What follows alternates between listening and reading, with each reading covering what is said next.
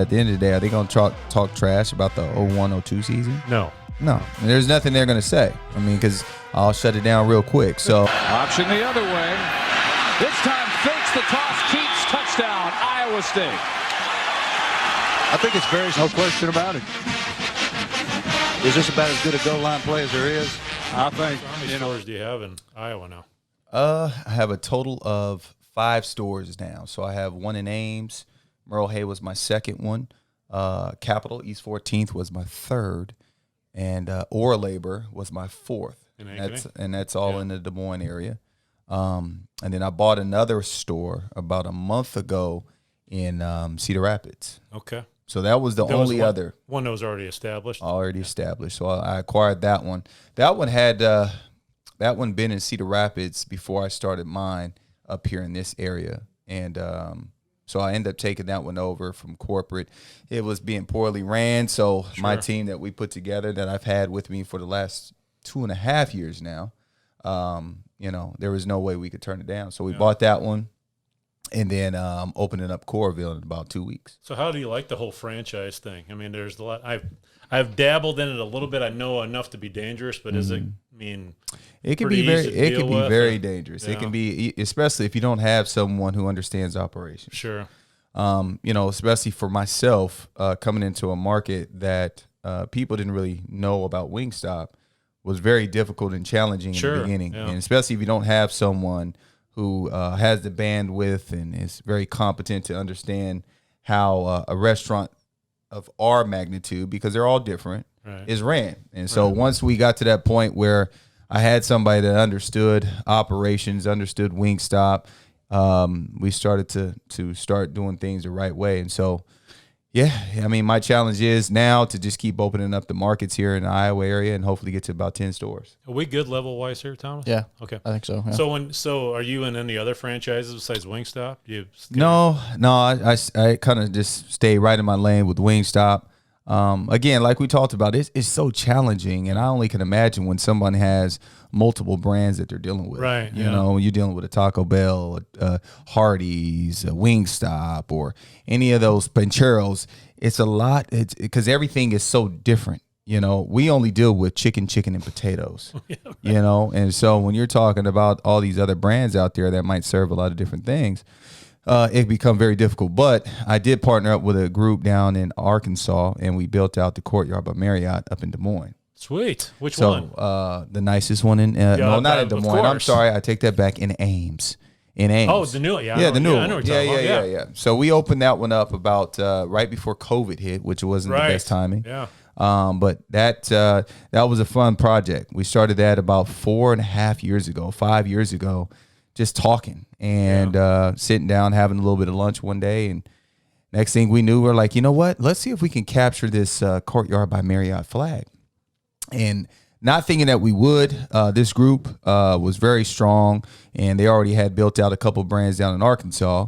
And about a year later, Courtyard by Marriott gave us a flag and gave us the rights. So we started the project, and so that's been really, really good. And, I'm excited about our growth with that as well, because it might potentially lead to other projects. Yeah, so I live about an hour and 20 minutes north of Ames. So I'm an Iowa State grad, been an Iowa State fan my whole life. And so when my wife and I want to escape, we go to Ames typically. And I stayed in that one just after it opened. Obviously, it's awesome. I mean, the Marriott, you can't beat their service, right? Have you ever stayed in a bad Marriott before? Maybe years ago. I haven't found it. No, I know. It's funny. I mean, it's hard. And like I said, my group comes from the hospitality side of it, which I found out like 99% of these restaurants are owned by people in the hospitality business. And so they're very, very strong. That's one thing they lead on, is the fact that the hospitality from top to bottom. You know, when you walk in the Courtyard by Marriott, it's going to be clean. Linens are going to be fresh. Right. Food's going to be fresh. Right. And that's one thing that I like about ours, is that we got a full bar as well. Right. A lot of them don't. It's a new Gen 6 model that we rolled out that you're starting to see pop up a lot. And a lot of different hotels as well are starting to go the more modern, contemporary, and rebranding their products. Yeah, well, I just stayed in one in Omaha about 2 weeks ago or something, and they're not serving food or anything yet. Right. I kept thinking, man, how much money are you guys losing by not opening up your bar and your food and everything. But anyway, well, I'm a little intrigued by the whole franchise thing. I got a friend of mine that lives in Phoenix that has several Taco Bells and that kind of stuff, and I just know that I have also empathized with the whole industry because everybody's having a hard time finding help. Oh, absolutely. That was a challenging part during COVID at the height of it when it first started. We excelled. I mean, it was crazy. I mean, Chipotle, ourselves, and Domino's were the three strongest franchises that excelled by like 30 to 40%. So, because we had the infrastructure already in place. We had just luckily, thank God, we had rolled out DoorDash and partnered up with them. Oh yeah, and so that helped us out. But it was interesting because everybody else shut down, but our infrastructure and the way we were made and built is mainly about everything is all digital. So you order ahead, you just come in, pick it up, and leave. Right. And so that's what we encourage. And so that was part of the tough thing that I had to deal with coming in this market was kind of educating the guest. They come in, they get upset, they get disgruntled a little bit about the fact that, I just want 6 wings. And you mean it's going to take me 18 minutes?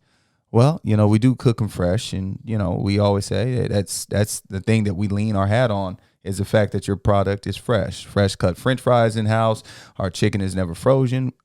We drop them and you go. If you want something fast, you go to Buffalo Wild Wings. I don't know what else to tell you, but that was the difficult part. And then obviously fast forward, to when everybody was collecting unemployment. Everybody knows how that was for everybody. So that was challenging. But, when you build a healthy environment, the people that are working for you, they're very loyal to you as well. And so we lost a few, but luckily enough, we weren't one of those businesses that had to shut down because we didn't have any employees at work. Right. I don't know if Thomas. I don't know if this. Can we move your drink over here just in case we have a branding issue with somebody? I'm not going. No, I'm talking about on YouTube and everything.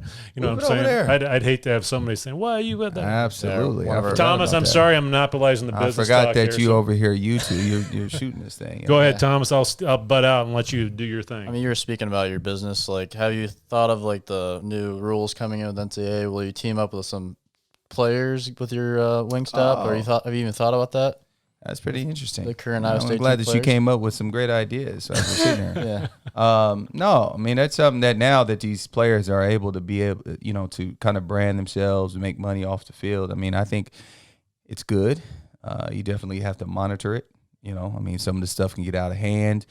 But at the same time, you got to allow these players to be themselves. I mean, it's the era of football now, social media, and these kids have big followings and the social media and the platforms for it. So, for ourselves, I think that's something that's definitely will be intriguing, to maybe see what's going on at Iowa State and see if there's something we can do, especially when, you got the big rivalry game against Iowa coming into Ames. We might need to get really like that's a good do something with that. That's a good point. Like, would you divide your customers? Because if you just do Brock Purdy, then you'll have to do an Iowa one. Yeah, exactly. Iowa one. Well, that was the whole plan along down in Coralville since I'm opening that store here in about 2 weeks.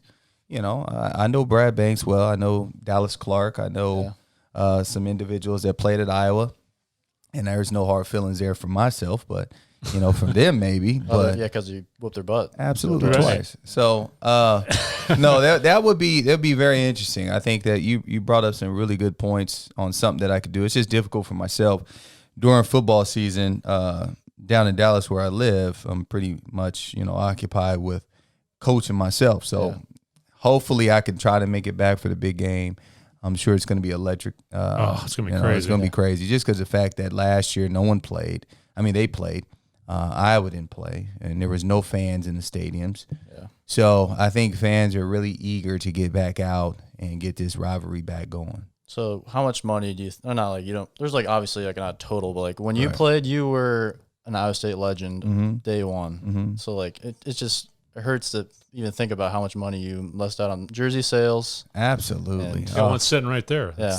Well, it's funny you say that. I mean, I was just in Des Moines the other day, and I had a business meeting and at a breakfast place down in Des Moines. And as I'm leaving, I get in the car, and it's near a Salvation Army where I was at. And so I'm driving and I'm looking around, and every time I come back to Des Moines or in Iowa, period, I'm always aware of my surroundings, just trying to see what things new are coming and just kind of keeping the wheels turning, especially for Wingstop growth, trying to look for locations. So I look to my left and I see a bunch of stuff in the Salvation Army, and one of them happened to be hanging up in the window was my jersey. I was hoping you weren't going to say that. It Seriously? was my jersey, and I'm sitting there looking at it, and I'm like, wait a minute. And so my father-in-law was down there with me this day, and I went and picked him up. We came back about 20 minutes back, and I walk into Salvation Army. I'm like, hey, is that jersey for sale? And she goes, oh, well, yeah, it is for sale. And she goes and grabs the jersey, and I said, well, how much is it? She goes, oh, well, it's practically free. Oh, my I said, what? No. She says, yeah. I said, well, how much is it? She says, oh, it's only $4.99. So she's like, but I'll give it to you for like $3.50. I said, oh, my You had to goodness. negotiate on your own jersey? On my own jersey. Even though she didn't know whose jersey it was. But no, it was funny. I just laughed it off. And it was the replica jerseys that they used to make and sell at Hy-Vee, I guess. Oh, really? It was a decent jersey. But I bought it. And but, obviously now, compared to when I was playing, of course, I mean, I feel like, yeah, I probably did miss out on, opportunity to make money. But it just comes with time. There's things that always change and our world evolves. And there's always going to be people that are going to look back on, hey, I wish I played in your era of football. I probably would have been a first-round draft pick, and I've heard that all the time. Or it's just it's part of our as we evolve through life, things are constantly changing, and if we're not changing, we're not getting and doing ourselves any justice by doing that. So we got to keep changing and giving these kids opportunities, because I think it just opens more doors for them. Because at the end of the day, let's be honest, you got 200 and some odd kids that get drafted a year. You got all these colleges who are banking and making a lot of money off these student athletes. And at the end of the day, some of them will never get a paycheck in the National Football League. Right. And so use their likeness for who they are at this particular time when they're playing, so they can get an opportunity to maybe just connect with people. So at the end of the day, when they're done playing, maybe they got an opportunity to go right into a job or transition. So I think it just helps them out from that standpoint as well. And, we're always asked as athletes to stay back, football season all summer long. Back when I was playing, we didn't have an opportunity to go make or get a job in the offseason because it was dedicated to weightlifting, and you might be taking summer school. So at least now these kids can have a few hours, go make an appearance, make a couple $100, hey, to be able to eat for the rest of the week, whatever. So I think it's just a good opportunity for them to kind of transition through life over the next few years in college. It's also going to be a bit. I mean, you're obviously taking your leadership skills from being a quarterback to the business world. But some kids don't have that knack, right? And by giving them a chance to dip their toe into the business world a little bit with this, I think it's going to be a huge life lesson for some of these kids that have never seen a four-figure check before. You know what I mean? Right. No, I mean, you hit it on the head. I mean, it's just going to allow them, if they take advantage of the stuff that is in front of them and they use their common sense, and maybe they can build something that can sustain for a long period of time when they're done after college football. I mean, so many of us understand the fact that even myself, I knew where my legacy was. Yeah, I played in Seattle. I can go up there and people would know my name and everything else, but my foundation and my roots were built here in the state of Iowa. So like so many other ex-athletes, they go back to where their foundation was set, because now you already have something there, and you can go back and capitalize on that. And for myself, business-wise, my big thing was being able to build a brand here. And I did that, and building the brand of Wingstop and giving people here opportunities to grow with the Wingstop brand. And I asked all my employees, if you're not willing to grow with us and you don't have expectations to be a manager here at the store, or you're just using this for a source of employment, then maybe this isn't the place for you. I need somebody that wants to help grow the brand and eventually work their way up. And we got the right people to educate those individuals if they decide they want to do that. So I was just having a conversation with my sister about this whole thing, and my comment was, I think it just made the coaches' jobs a lot harder, because now you're not only managing keeping them out of trouble, but you got guys throwing money at these guys too. I mean, that's what I said earlier. You got to, it's going to be a fine line that these kids got to walk. And now like I said, I mean, you got to have all eyes on deck, and we know, you're going to have some players that are going to be making more cash than others, and so I think it definitely has to be something that has to be monitored. I mean, once you open these doors, you saw the kid from Wisconsin, I believe, he already had his little branding with the number 5 and his logo. I mean, literally the day that they announced that this was going to be able to happen, so. It definitely, like you said, you're already managing the kids in the weight room, in the classroom, on the football field. Now you got to manage maybe more on their social media and the things and people that they're talking to, because it can get definitely messy. And I think Coach Campbell and our staff here at Iowa State, I think they're going to make sure they're going to be a step ahead of any situation that comes up. And I'm sure I'm sure Jamie seems like he's always one step ahead of stuff, Absolutely. And I'm sure he's been on top of it with Coach Campbell too. So, So let's go into like your path to Iowa State. I was like one thing I've never heard, like the stories of when you're in high school, like. Like, so what was your journey to Iowa State? Like, you went to high school. Did you play quarterback in high school? Or, and then you went to JUCO? Well, I mean, it's funny because everybody always thinks, one, that I'm from Iowa, and I'm not. 2, people always think I'm from Texas when they hear, that's where I live, but I'm not. I'm originally from California. And so my journey to Iowa State went through a junior college first. Well, actually, Oregon State first. I was I wasn't a qualifier coming out, meaning for those who are listening that don't know, I was short one core class that was supposed to be transferable to Division I. And I was short one core class, and that was English. Going into my senior year, I knew I was short four units, 4 classes. Because in California, they put you in these classes that are used for graduation only, but they don't serve the purpose as far as you getting a scholarship or going to the Division I. And so many athletes during my time were kind of in that situation. But so my senior year, I had 3 English classes at school. I took 1 in night school, and then obviously I had geometry. I had to pass. There was a few core classes that I had to pass, and then obviously do well on my SATs to receive my scholarship to Oregon State. And so when I did that, there was still, again, that 1 core class, because I had 3 English classes my senior year, and we were going to petition the NCAA for that 4th. Oh, really? As long as I passed, and I got 11-10 on my SATs, I passed geometry with a C+ or better, and I had 3 C+ or better in English. So we tried to petition it, didn't go through. So stayed up there.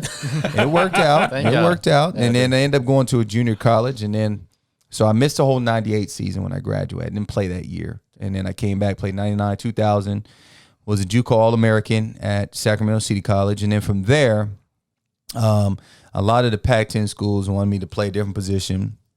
And Dan McCarney obviously was the head coach at Iowa State. And he was really heavy in JUCO transfers at the time. And so he came out. They were huge in Sacramento.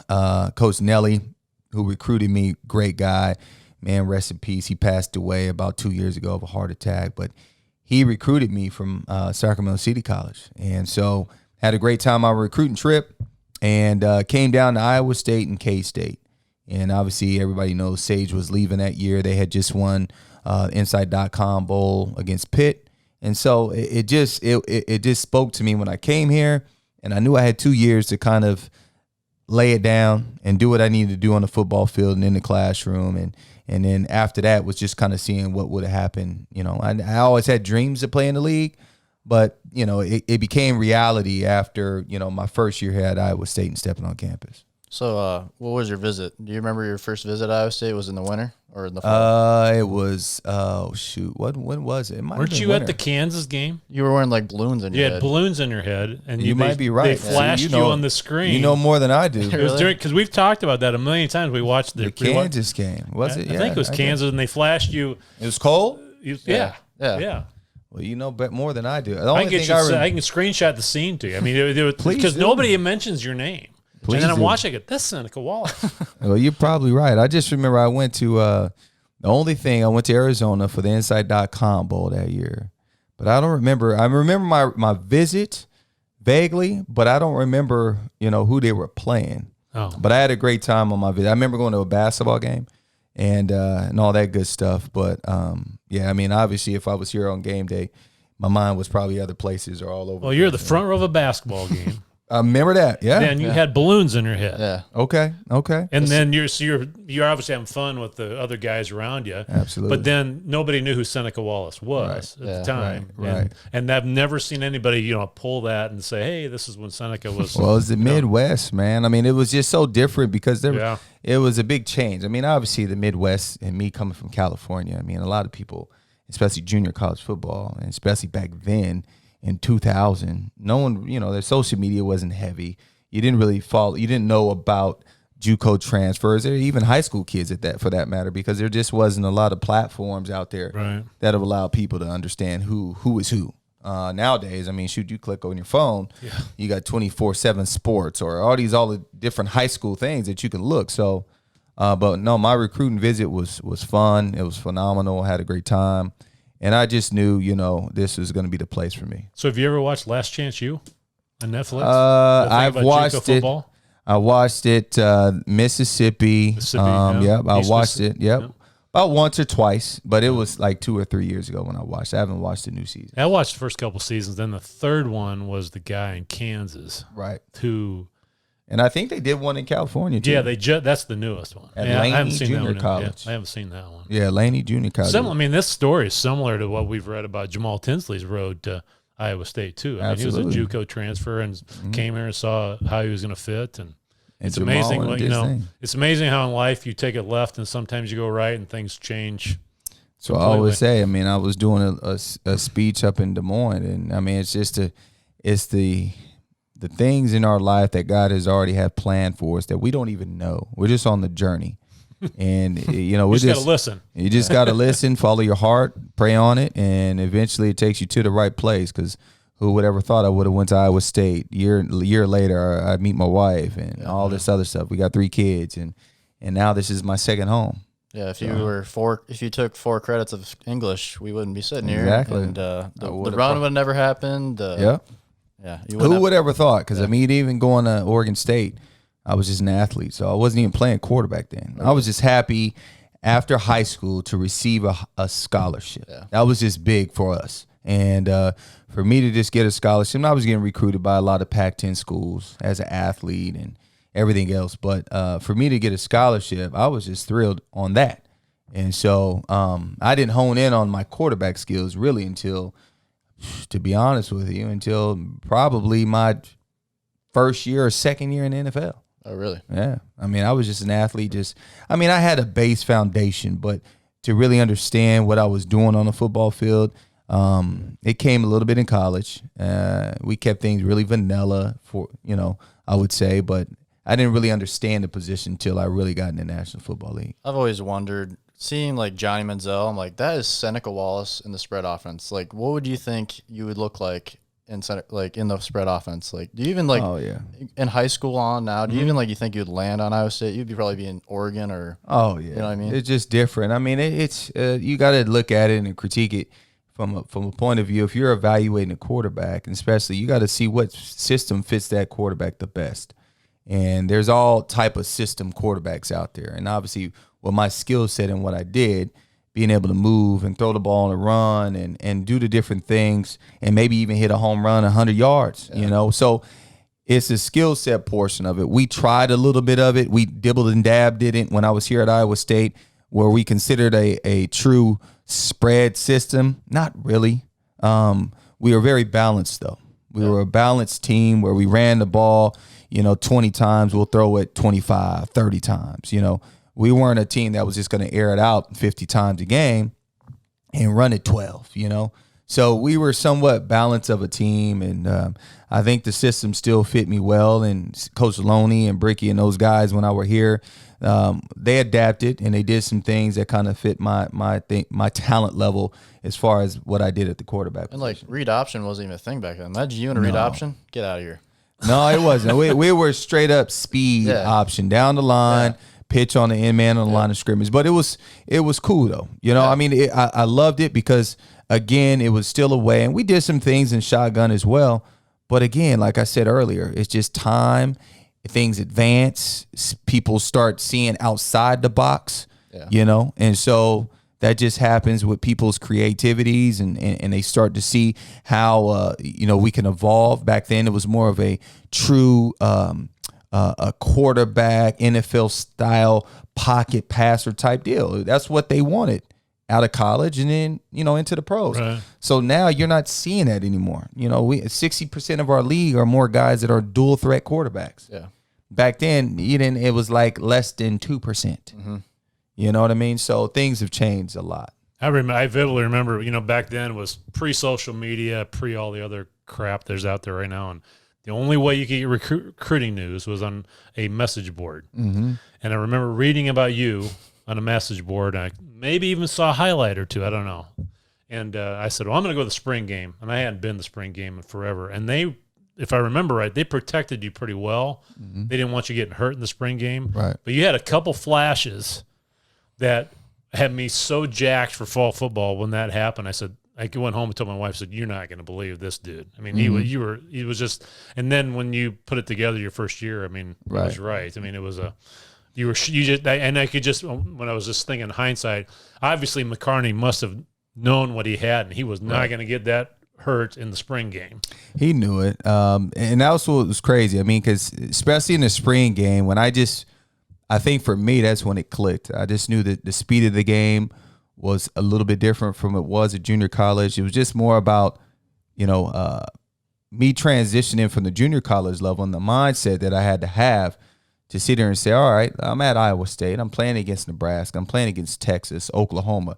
What is my mindset that I could play at this level? I knew I could. You know, I was one of the top quarterbacks coming out of junior college, but I think it was solidified in the spring game. Sure. You know, I think the spring game, they saw that doing it with knee braces and the things that they try to do to protect us as quarterbacks.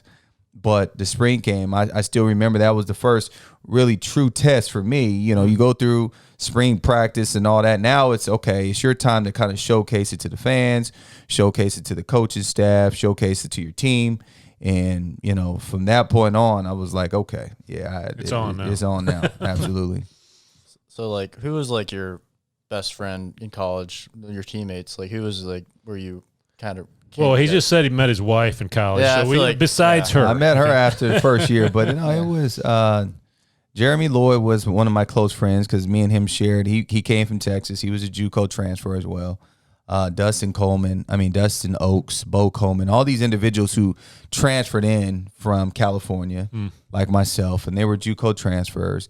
And obviously over time, Lane and Jack Whitford and those guys became very close because those are the guys that I work with offensively most of the time. And so I would say, obviously myself being a quarterback, I try to build those relationships with everybody. Yeah. Mike Banks. My first year, that was my roommate for a short stint. Pride of Ogden, Iowa. Yeah. So, you know, I had those relationships, you know, but till this day, you know, Jeremy I still talk to, Dustin I still talk to, Bo from time to time, Royce Hooks was another one. So, you know, you got to have these relationships and try to keep them strong, especially when you're playing the quarterback position. Yeah. So it was like, was it weird how big of a legend you were even after you played? So like I was like 3 years old when you played, but I worshipped you. Feel old. Yeah, like I worshipped you. Like when YouTube came out, my dad like always talked about Seneca Wallace, and then I finally saw highlights of you. I'm like, man, I wish I was conscious when you played because you were fun to watch. It just makes me feel old, man. I mean, I was just out here at this parade, or not the parade, but the street dance here in Gowrie, and there was a young kid that came up to me. He was like, "Yeah, you came to my class when I was in 4th grade, and this is my 3rd year in the National Football League." So I'm like, "Oh gosh," but no, I mean, time just flies. I mean, and still to this day, now it's more of the parents, you know, that always recognize me, that share those moments down with their kids. And that's why it's always love for me to come back to the state of Iowa, because just from that simple fact. I mean, I get recognized in Texas or wherever I go, not big time. I mean, from time to time, you might get a fan that says, oh, that's Seneca. But here, it's a different type of support. It's a different type of love. And that's what I always value that when I come back. So I know you mentioned Dallas. I mean, Dallas is from the area we're from, and when Dallas was in the league, he spent a lot of time with him as a kid. And when Dallas would come back, his best childhood friend is Dallas's nephew. Okay. Yeah, I cut grass for him for his softball and baseball fields. I cut grass for him this summer. So, nice. So I know you've been to his golf outing. Mm-hmm. All Hawkeyes for the most part. Mm-hmm. How are you received at that thing? With respect. I mean, but are you talking trash with them too? I think you earned your respect. I don't talk trash unless they talking trash back to me. And you got to think about it. At the end of the day, are they going to talk trash about the 01-02 season? No. I mean, there's nothing they're going to say. I mean, because I'll shut it down real quick. So, you could talk about the past or the current or whatever else and where we stand as far as the rivalry goes, blah, blah, blah, blah, blah. But I'll shut those conversations down real quick. I mean, send them a copy of that game or the comeback game. And they don't want to hear that. All they have is respect because they're just like, you know what, you beat us. That was probably the best Iowa team that was assembled. Some people beg to differ, but at the end of the day, it was you can't argue the fact that Iowa State came back in your town, your stadium, and came back to beat you at halftime. At the start of the second half, and you're up 20-some-odd points. So you can't argue that. You just got to look yourself in the mirror and say, we let that one go. Well, I know that. I was just kidding. I mean, I knew that everybody treated you with respect up there. But, right. But we just rewatched that game, and I didn't remember Bob Sanders. I forgot about Bob Sanders getting hurt. Yeah. But they said, like a quarter before that the worst thing that Bob Sanders had endured was losing to Iowa State the year before. And so then he gets hurt in the game. Then the comeback. I mean, it was strange how when you rewatch a game, you know how it's going to turn out, and he ends up going. But then they show him. This is totally off the subject, but Bob Sanders, terrific player, and he gets hurt in the game, and they make him go up 3 flights of stairs with his crutches. They think he's broken his foot, and they showed this on TV. And I mean, I guarantee there's a Hawkeye alum that was getting that fixed the next day. Yeah. Well, it's funny because I don't even. What quarter did he get hurt in? It was the second half. Yeah, the late third quarter. Really? And they said on the broadcast that he broke his foot, which they originally thought it was an ACL, but anyway, it was not. And he obviously went on and was a fantastic player in the NFL. I mean, the kid was physical. I mean, oh my gosh, it's like a Sheem Young. That's what we compare him to. I mean, absolutely. We talk about Sheem Young, who we think is phenomenal on the team now. We always compare him to Bob Sanders. Right. I mean, that game was crazy. I mean, it was nuts. I mean, we had to get a lot of things bounce our way in the second half. Yeah. But as a team, you got to be able to overcome those moments, and you got to execute on those moments, right? So even we got the fumbles and recovered them from Brad Banks or the receiver who fumbled one as well. We capitalized on every opportunity we had, and that was the only way we were going to get back in the game. So, that just shows how the resiliency of our team and who we were and how we were built that year. We were out on steam in the second half of the season, of course, but, for us to go on that journey the first 7 weeks to be where we were, it had to, and probably that was one of the reasons why we ran out of steam. I mean, we endured a lot in the beginning, the first half of the season, and guys left it all out on the line, and then it just got mentally and physically wore down in the second half. So I don't like to talk. We don't like to talk about negative things, but since you brought it up, the second half of that season, do you think it was a depth issue? It could have been that too. Because they talk about Campbell today. We have so much depth, right? Do you think it was just we didn't have? Absolutely. I mean, that's what I'm talking about. We just physically got wore down. Right. You're going up against Florida State. You're going up against Iowa at Iowa. We had Nebraska somewhere, Texas, Oklahoma. I mean, we just physically in Iowa State and where we were at that current time, and the lack of nutrition that we did not have. When I say that, I mean from the nutritional part, from just eating correctly. We didn't have all that stuff that these other bigger schools had. And so I believe it showed on the football field in the latter stages of our season, and especially with that season and schedule we had. I believe that season was the toughest schedule probably on record to play against Florida State, at Oklahoma, at Texas, at Colorado, and at K-State, and every single one of those teams being a team that's probably top 15. Yeah. And so if you're not nutritionally built to endure a schedule like that, there's no way. And we weren't back then. But times have changed, and that's why you're starting to see our team being in the Big 12 championship and all these things, because now they're actually spending a lot of money on that part of the game and making sure that these athletes are, nutritionally built correctly. We actually talked to Todd Blythe. Shout out to Todd. He did a great job with us a couple weeks ago. But I asked him that specific question. I said, do you think the nutrition has taken a giant step forward? Because typically the way your Hakeem Butlers, Todd Blythe, the skill guys are always typically hard gainers, which means, they're lifting like crazy and they still can't put on weight. And Todd said the exact same thing. I think that's one of the biggest changes that's happened when they changed the rule of the NCAA that they could eat unlimited. And now we're getting much better nutrition for every athlete. They're not having to eat in the dorm food or whatever. Absolutely. And I don't even know if Blythe had it. How many years was he after I played? What year was Blythe? His senior year was 07. Yeah, and he probably still wasn't as bad as us. I mean, it was horrendous. The things that we were eating to try to put on weight, or the things that we would eat to just try to get through the week. Like you said, we were eating in the dorms. Right. No offense, you're eating just like what the regular students at the school were eating. Right. So, as a student athlete at a team, a school in the Big 12, how do you approach that? How do you believe that your team is going to be physically ready when, again, you're eating with the regular people at the school? I mean, I remember Bo Coleman, every time he got done eating in the dorms, he would literally almost throw up. Literally. Just trying to get as many calories just because, one, the food was not good, and then two, he just had a problem with eating the stuff that they were feeding us. It was, it was bad. I mean, we had one meal, I believe, a week that was catered by Hickory Park. And so we lived for that moment during the week. And that was mainly on game days, I believe. I mean, if we traveled. So it was very difficult for players back then to put on weight and to keep it on, especially in the off season. I mean, we're just eating Domino's pizza every night. I mean, it was terrible. And now that I walk this new indoor facility up there, it's immaculate. It's crazy. I mean, because now obviously things have changed again, like we've been talking about throughout this whole conversation. I mean, they got a whole floor that's just dedicated to nutrition. They got steaks they can eat. They can eat burgers. They can eat fish. They can eat this and that. They can have a shake. I mean, it's unlimited. I mean, now they're just eating, and now we're putting ourselves in a space where you're talking about Iowa State football being in the Big 12 championship, maybe potentially being a playoff contender. Yeah. So that's the only way you're going to build a program.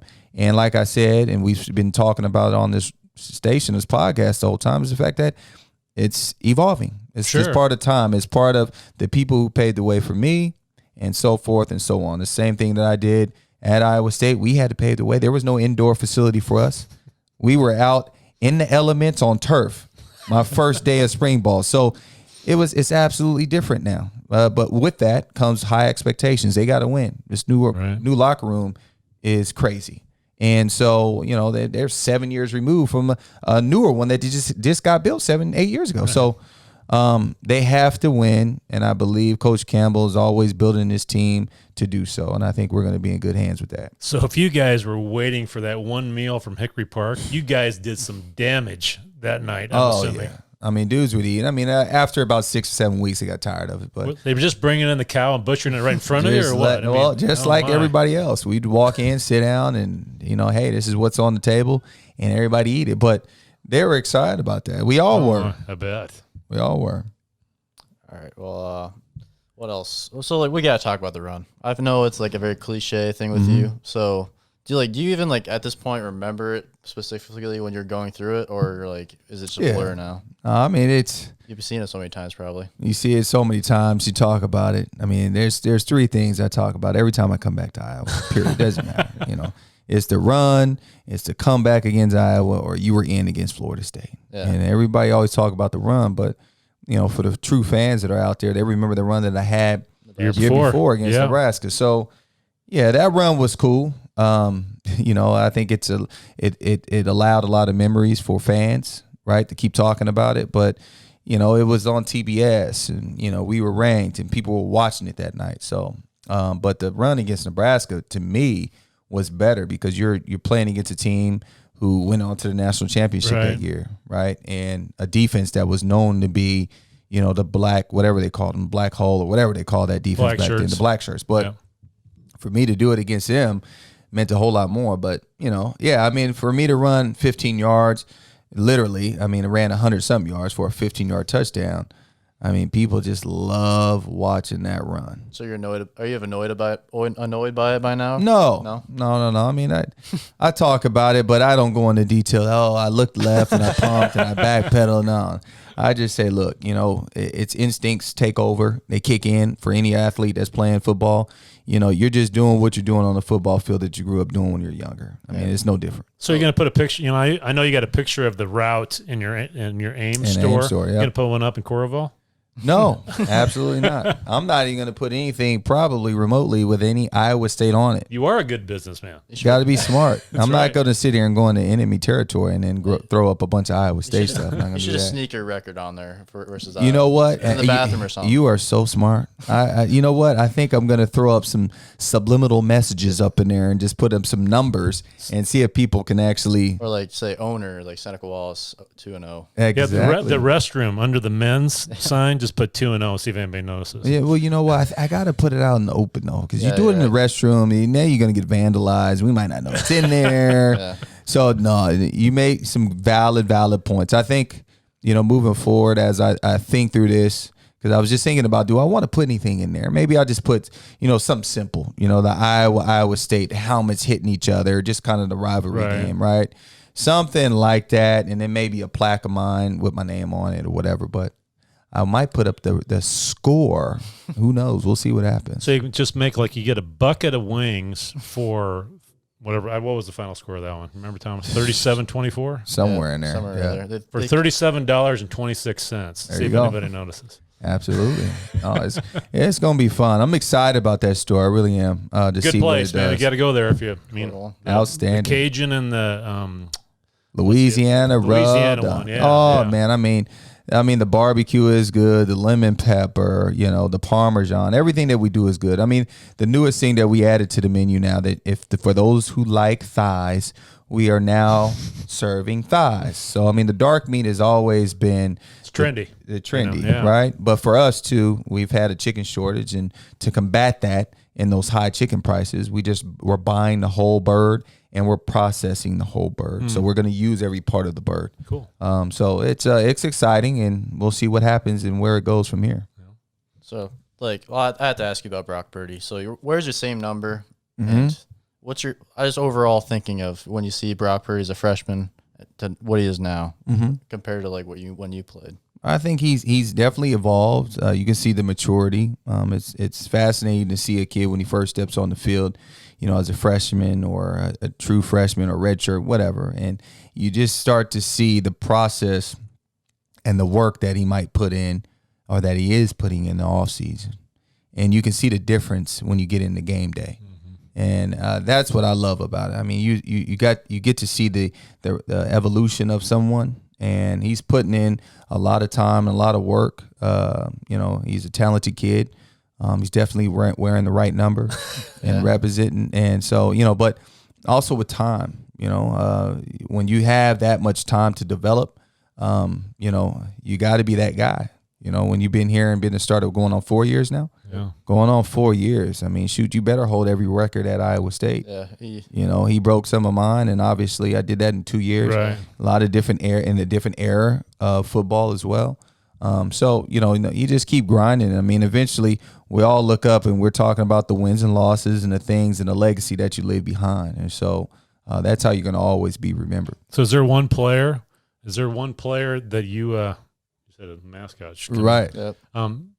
Did she push it? Yeah. Okay. It's all right. Did you have was there one player that you've seen play in the last couple of years that you say, man, I wish I could have played with him on one of our successful teams, like Hakeem or Dave Montgomery? Well, of or something course. Like that? I mean, you got your guys, right? I got to be loyal to my guys, to Lance. Sure. I'm not. I don't want you to throw that but the bus or anything. No, but what I'm saying is it's different. I mean, my Lance Youngs, my Jamal Montgomerys, my Jack Whiffers, my Mike Banks, my Kyle Knox, all my guys that were my receivers during my time that I played, they were all kind of built the same.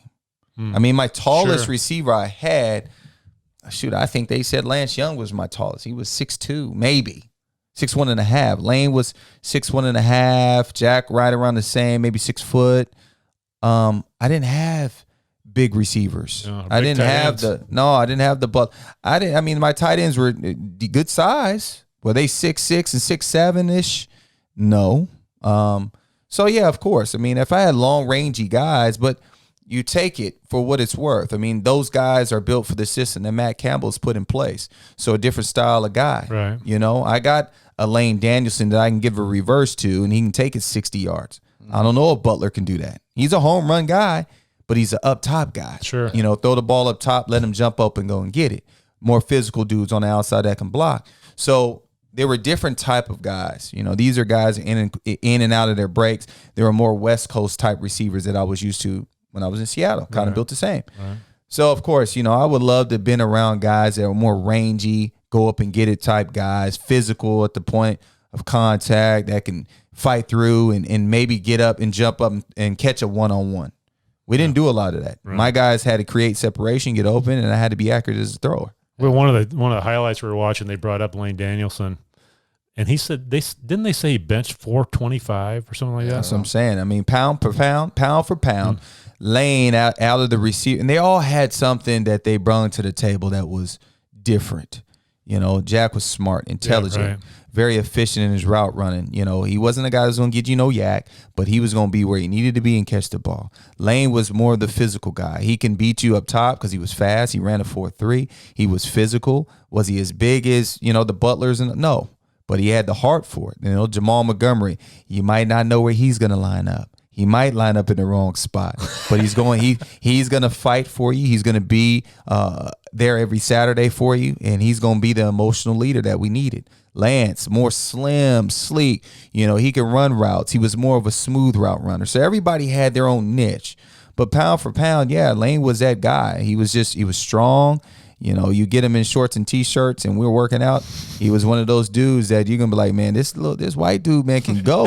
He surprised you. They were all like that, so they were all just different and built differently. Yeah, and looking back on your watching, I was young. Obviously, I didn't really get to watch your games as a kid. Not live. You've watched them. Like YouTube. We got a couple of them. We need to get on YouTube somehow. Rainy YouTube, yeah. Rutland was really like a hell of a back. Yeah. He was a hell of a May him rest in peace as well, yeah. man. I mean, we lost so many people that played on that team with us too. It's just crazy. But yeah, Hiawatha was strong, powerful, had great balance, good vision, funny as hell. Oh yeah, right. Regardless, stand-up comedy, he did stand-up comedy, and if regardless of whatever the outcome was, I mean, he was just that dude that was always going to try to keep a smile on your face. I mean, he was different. He was really different. You didn't know, you know, when he was serious or when he was joking, but that was his personality. He was one of those guys that would light up a room, but he did it on the football field. Surprisingly enough, you know, you'd be like, golly, this dude looked up and he got 100 yards rushing already. So, you know, with him and Mike Wags and Ja Main, who has been in the backfield as well that year, you know, we had a good core running backs. Yeah, I was just like, I didn't really think of him until like I saw him around. I'm like, damn, like no one talks about him now, but he was a stud back then. Yeah, Hiawatha was a stud. He was put together too. I mean, and we actually did a whole podcast. We called it the Heartbreak Series, and we talked about the Florida State game because I was there. Mm-hmm. And you know, when Hiawatha broke through the Florida and for the first touchdown against Florida State, I believe it was the first one, he went straight up the middle. Right. And I said they didn't talk about that near enough that our offensive line was handling Florida State's D-line. Absolutely. And because you weren't running for your life. I mean, I don't think you got sacked until the second half. And Zach Butler and Casey Shelton and all those guys that played back then, I didn't think they got near enough credit for the success we had at the beginning of the year that year. That's what I said. I mean, we were built for a nice, strong 8-game season. You know, if we would have just shut it down at that point, I think we would have been fine. I mean, we were undersized most of the time when we lined up against teams, but the way Coach McCarney built us was the fact that we were going to be out there and be some dogs. I can tell you that. We were going to fight, and we were going to fight for 4 quarters. And we built our whole team on, you know, brotherly love and being together and fighting for one another, and we did that. And so, you know, up front with the offensive line, blocking for Hiawatha and blocking for me in the passing game, we did some really, really great things. Hands down. I mean, shoot, we were number 8 or 7 at one point, you know, for our team. So in the country. And that was huge for Iowa State football back then. So we built it the right way. And, thank God that it's in good hands now with Coach Campbell and what they're building now. We can continue to keep surprising a lot of people.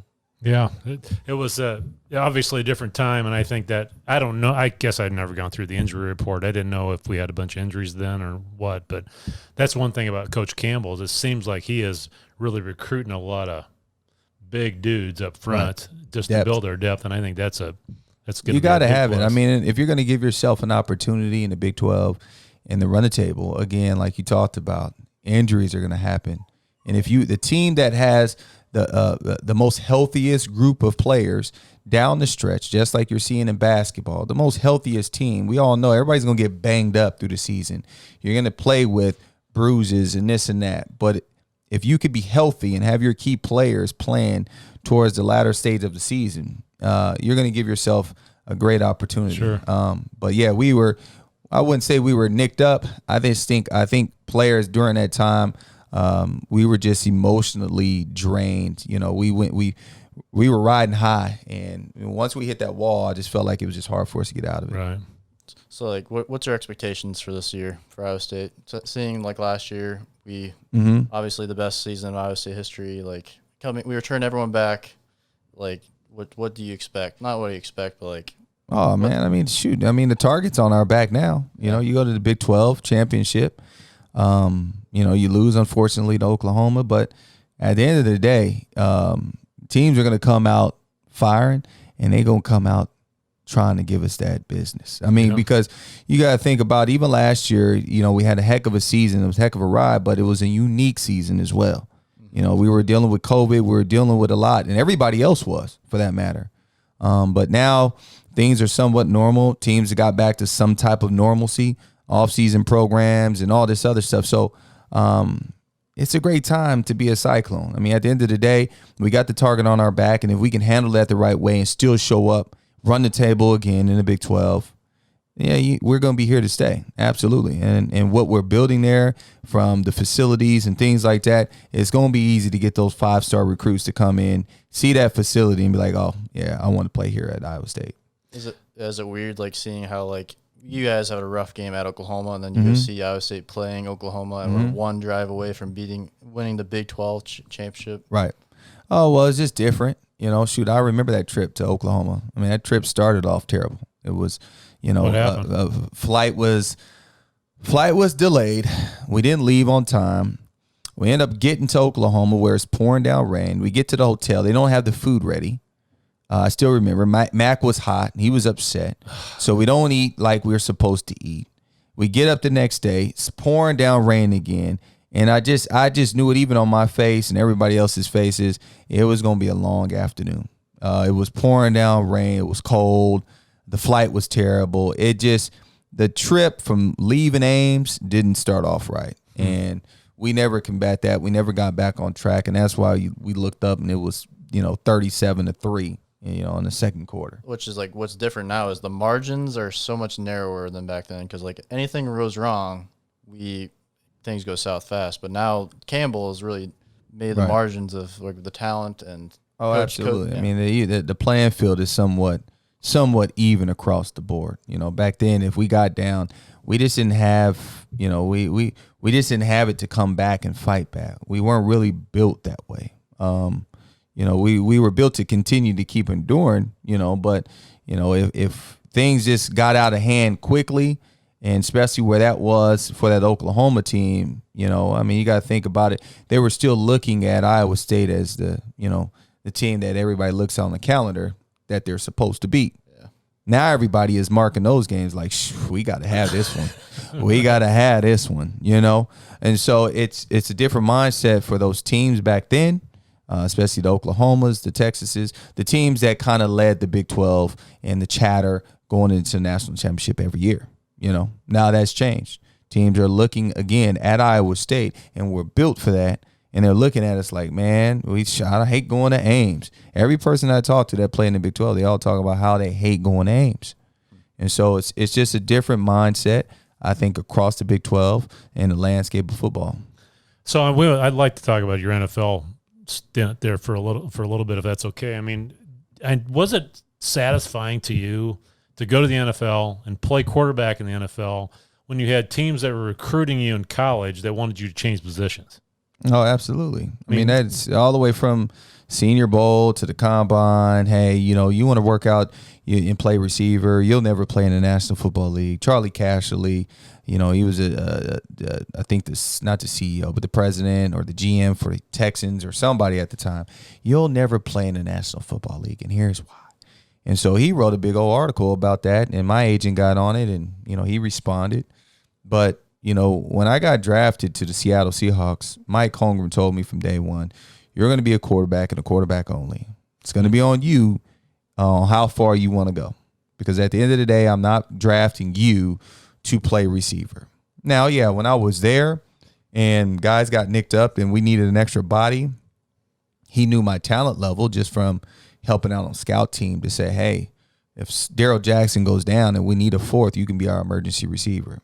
Absolutely. Did you have a big play in a playoff game against Hasselbeck? NFC championship game against Carolina. I mean, from that, catching that, I think that was the longest reception of the game for our team. So that and then catching, I've caught 12 balls in my career playing receiver. Now, obviously, too, Mike was, hey, be smart when you go out there and this and that. And so and that was with time. Back in the day when he was in Green Bay or with San Francisco, that would have never happened. But at time, during time and things started to change and evolve, he started to see that and was like, all right, he would kind of let down his guard. He didn't want to be the laughingstock of the league saying, hey, you're playing your backup quarterback at receiver. Who does that? And he gets hurt. So he always told me, hey, you're going to play quarterback and quarterback only. And that's what I learned when I got to the league. That had to be satisfying, though, didn't it? I mean, you were when people were questioning whether you should play quarterback, and you just kind of stick it to them. I mean, right? For 10 years or so. Well, that's why I always look. I see Charlie Cashley from time to time. He comes down to Frisco, where I live in Texas, and he helps the Combine kids and helping them with the interview process. So he comes through this facility that I train a lot of my kids at, and I don't even speak to him. To this day, I still haven't said one word to him. But there's a Keith Gilbertson who came to our staff. He was on the staff for the Washington Huskies back in the Pac-10. And I still remember Gilby came on our staff as an assistant tight end coach. Gilby remembered me from when I was coming out of Sac City Junior College. And he was at UW, and he goes, well, godly, I guess Rick Neuheisel was a coach at the time. He was like, man, we need this guy. But Rick, he doesn't fit what we do here at Washington. So they didn't recruit me. But I still remember when he came to Seattle after like my third or fourth year, he had some relationship with one of the coaches on our staff. He came up to me immediately. He's like, we dropped the ball on you. He said, man, I'm so sorry. I tried to get Neuheisel to recruit you and offer you, but he didn't want to do it. It was such BS. And, there's coaches like that recognize the fact that when I was playing in college and what I was doing and how it could look, given the right opportunity in the National Football League. And Keith Gilbertson, he recognized that. He came up to me and apologized. Heck, even Johnny, what was his name? He was the old head coach at USC. And then went to UNLV. Oh gosh. But he was Keith Gilbertson's guy and our offensive coordinator. And he was at UNLV. So even when I was coming out, there was a dude named Derek Thomas. He was a lefty quarterback. And I remember UNLV coming through trying to recruit me. When you want this Heisman candidate throwing you the ball? And it was so funny. He fit the part. He was a big guy. He's like 6'2.5", 6'3". But he didn't have the whole package to translate into the National Football League, so he never made it. But I remember them telling me, don't you want this guy throwing you ball? And it was funny how things change. When I go to Iowa State, now I'm up for the Heisman, and this kid doesn't even do anything after his last year. I think he ended up falling off the face of the earth after he spit on somebody in their bowl game. Oh, man. Yeah, as a quarterback. So it was just funny how things just kind of worked itself out. Again, we just, we lean on our faith. Chapters are already laid out for us. We're just along for the ride. So John Robinson? John Robinson. Is that who it was? Yep. Yeah, John Robinson knew somebody on our staff. He came through and he said the same thing as Gilby said. man, I still remember when we brung you in. That was a big mistake. It was a huge mistake, but it is what it is. Just, the timing and the place, it wasn't for me, and it worked out right. So when you got the NFL and you went to your first workout or in a game or something like that, and you were playing against these guys you've only watched on TV, was there a moment where you said, holy crap, that guy is good, or this guy is much more impressive in person than I on TV? I mean, right. Just because it's a quantum leap from even Division I football to the NFL. I mean, it's just the speed of the game. I mean, top to bottom, all 11 players on the field. There's nobody really you can exploit in a sense. You know what I mean? Back playing in college, there was always some 2 or 3 players that were just guys. They were okay. They might look the part, but they didn't have no power in the rush, or they didn't have any lateral speed or whatever else. But when you get to the league, all 11 dudes on defense can go, from the D-line, from the linebackers to the secondary. And that's what got me, because my speed, even though I was still second fastest, quarterback in the league at the time with Mike Vick, the speed of the game was totally different. And that's where I had to catch up, because they practiced faster. Game speed was just out of this world. And when they talk about, from the playoffs to the regular season, there's a big difference. Oh, I'm sure. Because it's just like, I don't know. It's like everybody's juiced up on 6 cans of Red Bull and they're going 100 miles an hour. So the speed of the game was totally different. And also the size, but at that point, you're not thinking about that. It's just trying to, all right, how can I get my cleats on this grass and figure out how do I stay up with these dudes? And these guys were, just amazing athletes. It's the cream of the crop. You don't have guys on scholarship. This is your business, and these guys take it that way. Yeah, I vividly remember the first NBA game I went to, and I walked down to the floor just to get the scale of how big these human beings are. And there was a 6'11", 350 guy out shooting threes. It's got to be similar with the offensive linemen and defensive linemen in the NFL. I mean, because they all look, when you're watching them on TV, everybody looks the same size. You don't have a scale. You put me out there next to them, and it looks like I'm in the land of the Giants. But that's what everybody says. Oh, well, you're not that big. Well, I mean, one, I know you're thinking about big linemen. And everybody's always saying, oh, you play in the National Football League. It's like, yeah, well, you're not big. Well, I mean, there are other positions where you don't have to be big. You should say one race. Right. And then that's when, we all bring something to the table. But, yes, you definitely feel small when you're around the lineman. I could tell you that. I mean, playing, alongside the great Hall of Famer Walter Jones. I mean, the dude was massive, absolutely massive. But, Cell Block, who I played with, who was my left tackle my first year, I mean, we had some good-looking linemen at Iowa State my first year. Now, fast forward to my senior year with Casey Shelton and Dwayne Johnson. Yeah, not so much. But Lorenzo was huge. Cell Block was a legit. Marcel Howard was a legit left tackle. He looked the part. He was huge. He was 6'6", like a 6'7". Yeah. He was huge. So, I played with some big looking guys, and obviously played against some. So it wasn't like the size was a huge thing. And like when you first got hit by an NFL linebacker, do you remember that? Or was like, wow, this is a ball game. They hit. I mean, like I said, it's just the impact speed, the speed of the game is totally different. You got to understand how to protect yourself a lot more. I mean, because guys are flying 100 miles an hour. So, when you get hit, obviously your body is going to feel it. But I didn't play with a mouthpiece, even though I should have. I didn't really play. I didn't play with rib cage. I just like to have my mobility and not feel like I have a bunch of padding on where it kind of felt like it slowed me down. Well, Seneca, I would really want to honor your time. I know this is a family time for you, the 4th of July, and we had a dog running through. If you didn't notice, he gets scared from the fireworks going on that side. So, anything else you want to say about where we got new stores coming up or any? Absolutely, man. Pitch right now or? Well, no. The floor is yours. Again, I just want to always keep encouraging people. Come out and support Wingstop. We're here. I'm growing. Like I said, I got one in Ames. I got one in Merle Hay, East 14th up in Des Moines. I got my 4th store that I finalized here in Des Moines off of Oral Labor in Ankeny.